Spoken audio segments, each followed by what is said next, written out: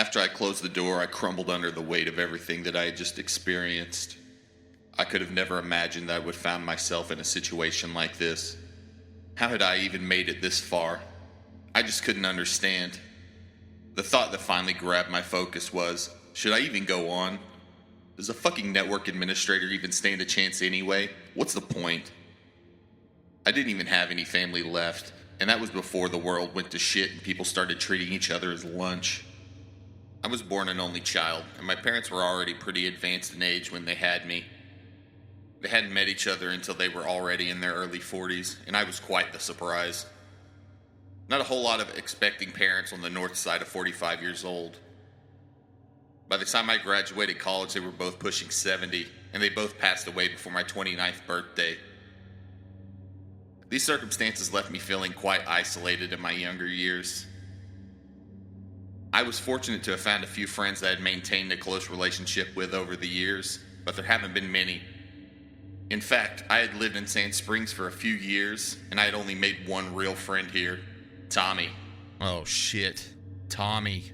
Tommy was an RN at Sand Springs Municipal Hospital. I had met him while at a local bar.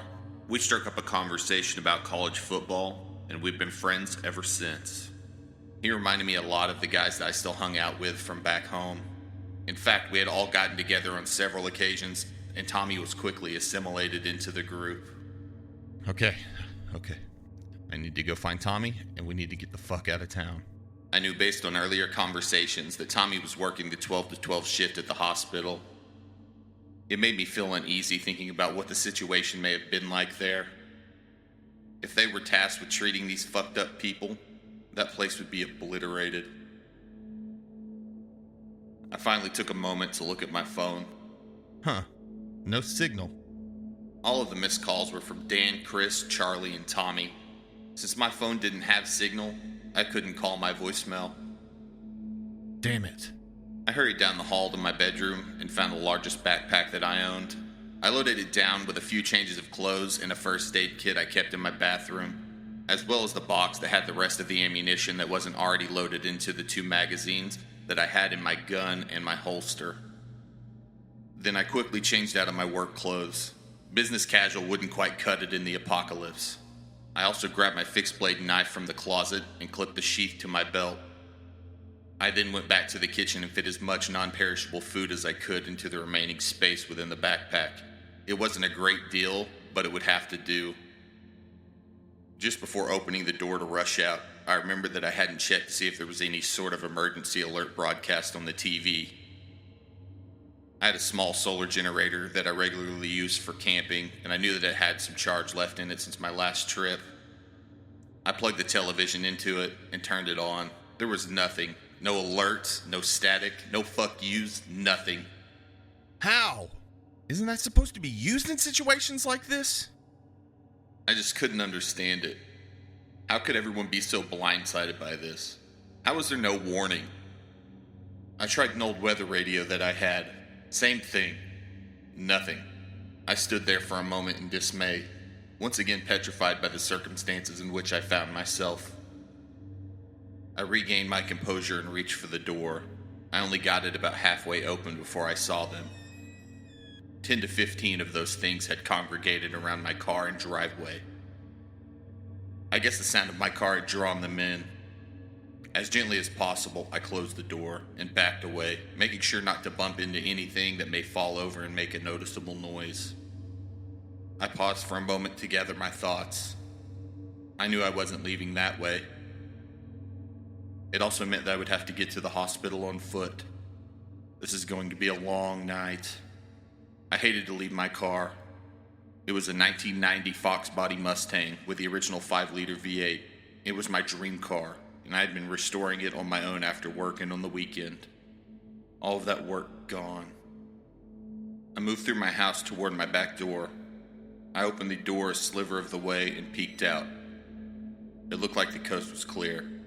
I carefully opened it the remainder of the way and continued toward my back fence. Once I made it to the fence, I checked my surroundings once more and hopped over. I quietly moved into the small wooded area just behind my house. This gave me just enough cover to swap to my topped-off magazine and reload the one currently in my gun. That meant there were only 18 rounds left in the box. I need to be cautious and conserve as much as possible. I followed the tree line west, passing behind the homes of my neighbors. There were no signs of life anywhere. It's as though I were the only living person remaining on Earth. It was heartbreaking to see this neighborhood that was so regularly filled with life become a barren shell of itself. I had to push those thoughts away. I had to keep moving. Roughly halfway through my neighborhood, I had to stop to consider my options. Do I continue west and circumnavigate the entire neighborhood to avoid any confrontation, or do I take the road directly south through the heart of the neighborhood? Cutting through the main road would be significantly faster, but it would be super risky. If I make the wrong choice, I could become zombie food. After consideration, I sighed and headed south through the heart. If there was any chance to find Tommy still alive, I was willing to risk it. Shit. I continued cautiously. There were fewer houses on the left, meaning fewer opportunities to get caught off guard. I passed the first house, a yellow single-story. It had a perfectly manicured yard and a flagpole out front. The elderly couple that lived there was always kind to me in the few interactions that I had with them. I hated to think of what may have become of them. The second, third, and fourth houses passed by like a blur. Okay, just the open lot and one more house to go. I passed the open lot where a house built in the late 1800s had previously stood. The home was lived in up until recently, when the great-grandchildren of the original owners decided to sell off the property. After that, it was demolished to make way for new construction. Finally, the last house. It was a 2-story home, probably built in the 60s or 70s. It was the kind of home you would think of if someone told you to close your eyes and picture the quintessential American home. While lost in my momentary admiration, something suddenly snapped me out of my daze. What was that? I had thought I saw movement in the upstairs window. Moments later, I heard glass shatter and felt a tremendous weight hit me. Oh, shit! I opened my eyes to realize one of those freaks had jumped from the window down onto me. It thrashed violently, gnashing its teeth towards my face. Luckily, I'd been able to wedge my left forearm under its chin, keeping it from getting an easy meal. I knew that if I fired my gun, by the time I got back to my feet, I would be surrounded. My only other option would be my knife, which I was very glad that I had remembered before leaving home. With my right hand, I reached down to my waist where I had the knife sheathed and pulled it free. Then, with all of my strength, I drove the knife into the thing's temple. It immediately stopped moving. I pushed it off of me and caught my breath for a moment. That was insane. After my short respite, I returned to my feet and retrieved my knife, which was no easy task. I had to use my foot against its skull and pull with all of my strength to dislodge it. That was traumatic, to say the least. I woke up this morning a professional tech nerd that worked for a telecommunications company. Now here I am, killing monsters with a damn knife. Is this some sort of fucked up fever dream? I've got to be more careful. After regaining my composure, I continued on, leaving the area with no further excitement. From there, I had further coverage by a wooded area on the left side of the road. This allowed me to travel for quite a while without the risk of confrontation. The downside to the relative calm was the racing of my thoughts. Finally, after roughly 25 minutes, I had reached the road that the hospital was on. I had to cross the road and follow it right for approximately another half of a mile.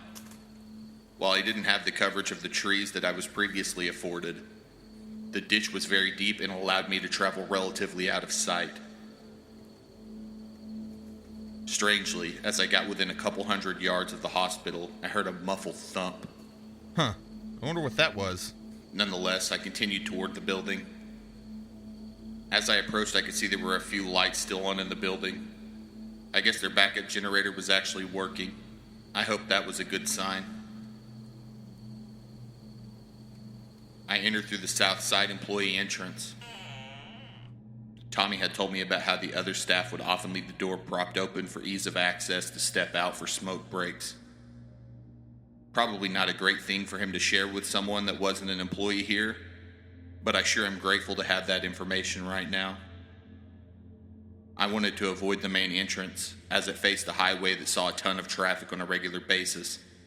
Less of a chance to be seen by one of those zombie things.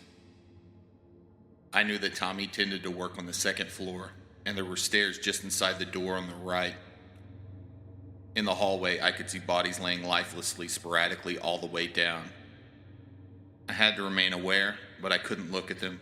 I just couldn't. I entered the stairwell and continued up, gun and light in hand. I paused for a moment to prepare myself mentally for what I was about to find and opened the door to the second floor hallway.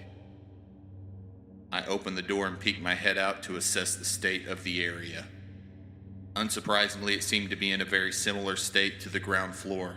My stomach turned. I didn't like how this looked. Once I felt fairly certain that I didn't see movement, I entered the hallway. I began checking rooms as I went. Most of the doors were already wide open. There were bodies in most, but still no Tommy. Halfway down the hallway, I noticed a man that looked very out of place. He was wearing a gas mask and had tactical gear, and looked to have a rifle lying mostly obscured by his corpse.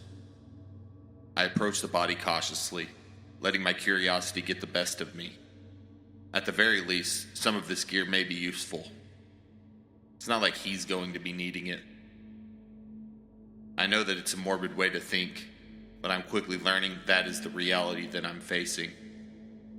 I removed his tactical vest and put it on. It had a pistol holster attached to the chest area, which was way more convenient than the holster that I had been using. I noticed in the left upper pocket, there was something shaped like a phone. I opened the pouch and removed the item to find some sort of PDA. I removed the glove from the man's right hand and placed the thumb on an area that suspiciously looked like a fingerprint reader. The device immediately unlocked. I was met with a splash screen that had the acronym VOID, and just beneath it the words Variable Operations and Intelligence Division. What the fuck? I had heard of these guys before. It was always in some internet conspiracy theory bullshit. Usually it involves some regional destabilization event in some third world country. Most of the time, these stories came off with the same believability as stories about the boogeymen or the men in black. A bunch of wild claims with no evidence to back it up. They were also rumored to be under the umbrella of some multinational company. Shit. What were they called? I can't remember right now.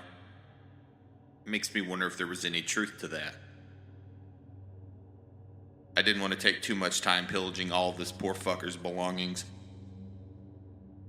I slung his rifle over my shoulder and tucked away inside a closet for a moment to check the device. I could see the last program used was the voice recorder, so I navigated to that. To my horror, I found the last recording was taken just minutes before I had arrived. I hovered over it and clicked play. Agent Clinton, field log, March 14th, 2026, at 21:07 hours. The team reached Sand Springs Municipal Hospital at approximately 1900 hours and entered the facility through the main entrance. Civilians displaying various stages of infection were observed and neutralized on the ground floor. Several hospital staff were observed deceased without obvious signs of infection, which is consistent with expectations due to delay in disease communicability, meaning no iterational improvement in this regard. On the second floor, more infected individuals were observed and neutralized. The records room was located at the end of the north hallway. Inside of the room, we located a member of the medical staff that had not been infected. After obtaining access, the individual was neutralized, and recent records were reviewed and compiled. As a summary, incubation periods still seem to indicate variable times to change, ranging from 4 to 14 hours from exposure. As of the last records available, there had been no documented cases of secondary infection. The team will now exfil, destroying the backup generator and burning the building on our way out. Clinton out. I was shocked and horrified. Was this all some sort of fucking experiment? Were all these people's lives just data points on a fucking graph? My anger turned to panic when I realized. It couldn't be. Could it? I ran down the hall to where I thought the records room was. Lying there on the floor in a pool of his own blood was the only new friend that I had made since I was 8 years old. I was broken. I fell to the floor in tears.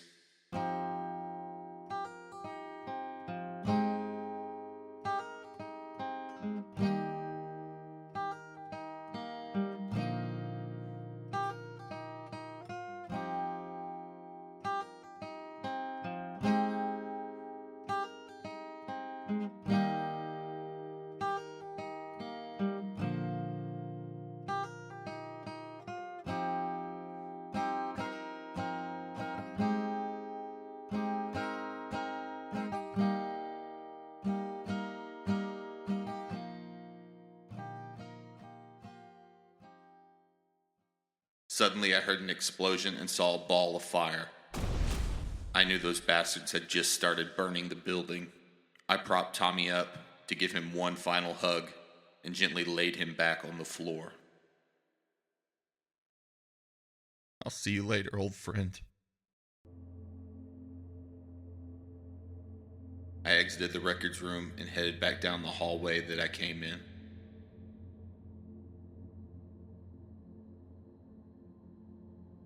I'd stopped at the man that killed Tommy just to tighten up a loose end. I suppose I'm going to be needing that thumb to get back into this PDA. I once again removed the knife from the sheath and started cutting away at his thumb. The bone put up a little resistance, but I was pissed, so it didn't slow me down too much. I'm not proud of it, but it was a means to an end. As I slid the thumb into the same pocket as the PDA, I saw a fireball from the south side of the building. Motherfucker! Now the building's burning at both ends.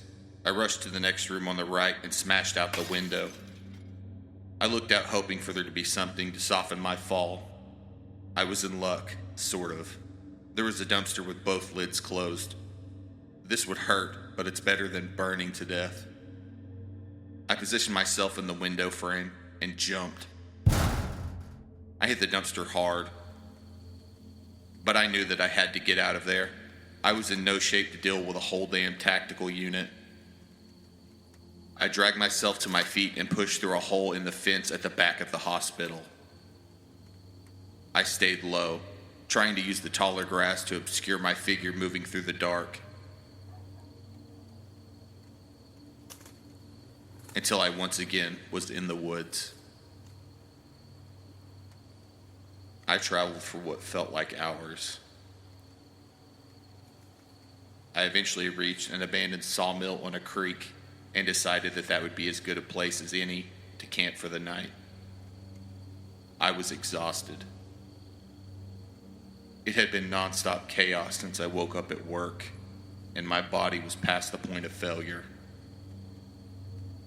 I suppose the only way forward for me in the morning is to start the trek back to my hometown. I need to see if Chris, Dan, and Charlie made it. Damn it, Tommy. I'm so sorry. You didn't deserve that. Which was absolutely true, but in this world, which is better, getting eaten alive or one quick shot to the head? I can't think like that. I just need to go to bed. I found a corner in the most intact-looking portion of the building and decided to make that my bed for the night.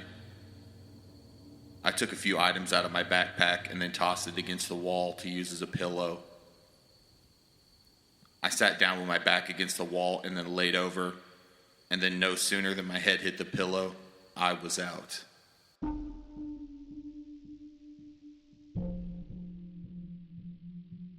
In Dying Days is written, recorded, and produced by Bobby Richardson, with editorial advising from Mike Dodge and Ethan Cartwright.